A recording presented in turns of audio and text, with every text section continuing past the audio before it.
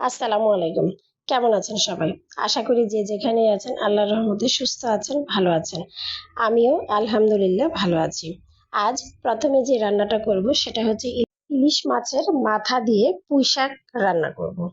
প্রথমেই আমি যেহেতু ইলিশ মাছ রান্না করব তাই তেলে শুধু পেঁয়াজ বাটা একটু ভালো করে তেলে ভেজে নিয়ে পানি দিয়ে গুঁড়া মশলাগুলো দিয়ে দিলাম। গুঁড়া মশলার মধ্যে দিয়েছি হলুদের গুঁড়া, লবণ এবং মরিচের গুঁড়া। এতে আমি আজ কাঁচা মরিচ দিচ্ছি না। এই তো মশলাটা কষিয়ে নিয়ে আমি ইলিশ মাছের মাথা আর লেজ একসাথে দিয়ে দিলাম।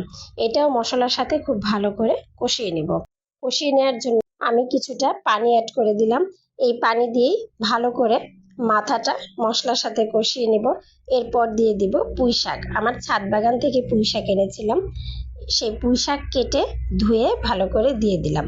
পুঁই শাকটা সিদ্ধ করার জন্য আমার কোনো পানির প্রয়োজন নেই। পুঁই শাক থেকে যে পানি উঠেছে সেটা দিয়েই আমার নাড়াচাড়া করে আমার রান্নাটা হয়ে যাবে। এই তো ঢাকা দিয়ে কিছুক্ষণ রাখার পরে আমার রান্নাটা হয়ে গেল। এবার আমি কই মাছ ভুনা করব। এজন্য আমি তেলে কিছুটা পেঁয়াজ ভেজে নিলাম। পেঁয়াজ ভাজার পরে আমি ফোড়ন দিব আস্ত জিরা দিয়ে। জিরাটাও খুব ভালো করে ভেজে নিয়ে যখন এটা থেকে সুন্দর একটা ঘ্রাণ বের হবে তখন আমি দিয়ে দিব পানি। পানি দেওয়ার পর আমি এতে মশলা হিসেবে দিব 1 চামচ আদা বাটা, 1 চামচ রসুন বাটা। তারপর দিয়ে দিব গুঁড়ো মশলা। গুঁড়ো মশলার মধ্যে আমি দিব হলুদের গুঁড়া, মরিচের গুঁড়া এবং ধনিয়ার গুঁড়া দিয়ে আমি মশলাটা খুব ভালো করে কষিয়ে নিব। মশলা কষানো, এই তো আমি মশলা দিয়ে দিলাম। মশলা কষানো হয়ে গেলে আমি এতে দিয়ে দিব অর্ধেকটা টমেটো।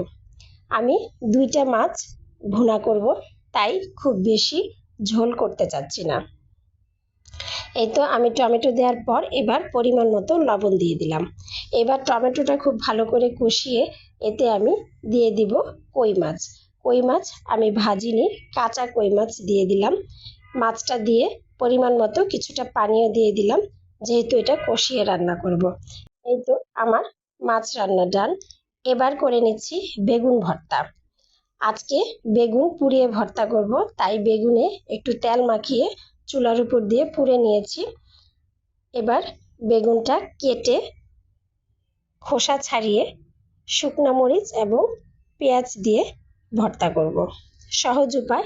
কেউ কেউ কাঁচা পেঁয়াজ দেয়, আমিও মাঝে মাঝে কাঁচা পেঁয়াজ দিই, তবে আজকে আমি কাঁচা পেঁয়াজ দিইনি।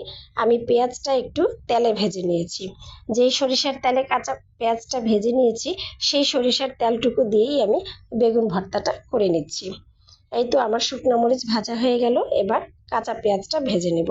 আমার পেজের রান্নাগুলো যদি আপনাদের ভালো লাগে অবশ্যই লাইক এবং ফলো দিতে ভুলবেন না। এবং আমার রান্না কেমন হলো যদি আপনারা একবার হলেও ট্রাই করেন তাহলে অবশ্যই কমেন্ট করে জানাতে ভুলবেন না। আমার পদ্ধতিতেই আপনারা রান্না করেন কিনা সেটাও আমাকে জানাতে পারেন। এই তো আমার বেগুন ভর্তা হয়ে গেল। ধৈর্য সহকারে রান্না দেখার জন্য ধন্যবাদ।